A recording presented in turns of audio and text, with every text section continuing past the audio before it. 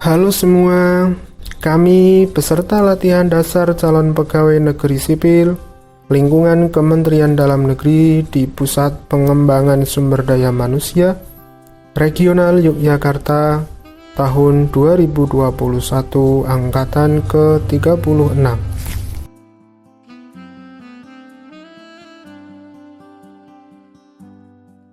Saya Muhammad Hairudin dari instansi pemerintah Kabupaten Pekalongan, unit kerja di SD Negeri Sidoarjo, Kecamatan Tirto. Saya, Yesika Hana Nurfadila, berasal dari instansi pemerintahan Kota Madiun, unit kerja SMP Negeri 4, Kota Madiun. Saya, Yohana Rizkita Handini, berasal dari instansi pemerintah Kota Madiun, unit kerja di UPTD Puskesmas Manguharjo. Kembali lagi bersama kami, yang kali ini akan membahas terkait dengan implementasi manajemen ASN, pelayan publik, dan Whole of Government.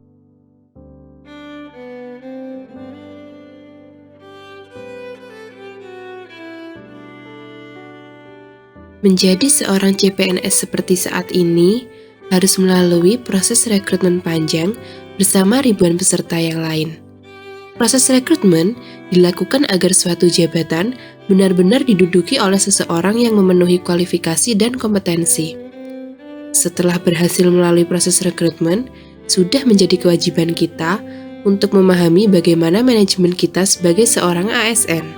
Manajemen ASN dilakukan untuk membentuk ASN yang profesional dan berkompeten.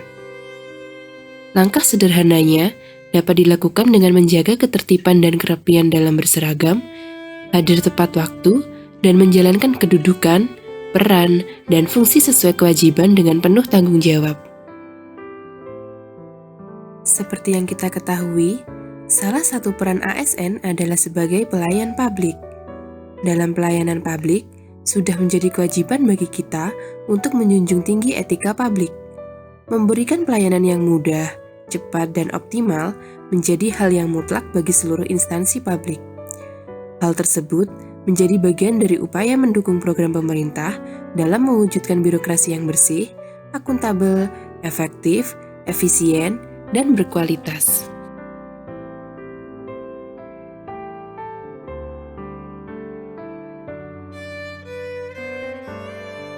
Salah satu contoh pelayanan publik di bidang pendidikan adalah dengan adanya PPDB online. Pendaftaran penerimaan peserta didik baru yang didukung oleh kemajuan teknologi semakin memudahkan masyarakat. Terlebih di situasi pandemi COVID-19 seperti sekarang ini, di mana ruang gerak masyarakat di luar rumah terbatas. Di bidang kesehatan, adanya sistem pendaftaran berbasis online memberikan kemudahan bagi masyarakat untuk mendaftar pada fasilitas pelayanan kesehatan. Masyarakat yang ingin berobat tidak lagi mengalami antrian yang panjang, karena ketika pasien melakukan pendaftaran secara online, dapat langsung mengetahui jadwal dan jam pemeriksaan. Kemudahan-kemudahan tersebut menunjukkan bahwa pelayanan publik memiliki sifat aksesibel. Selain itu, memberikan pelayanan secara tidak diskriminatif harus senantiasa dijalankan oleh pelayan publik, seperti pada pelayanan kesehatan yang tidak membedakan antara pasien BPJS dan pasien mandiri. Pelayanan publik harus dilakukan secara maksimal untuk memberikan kepuasan pada masyarakat, karena kepuasan masyarakat menjadi indikator penting dalam kesuksesan pelayanan publik.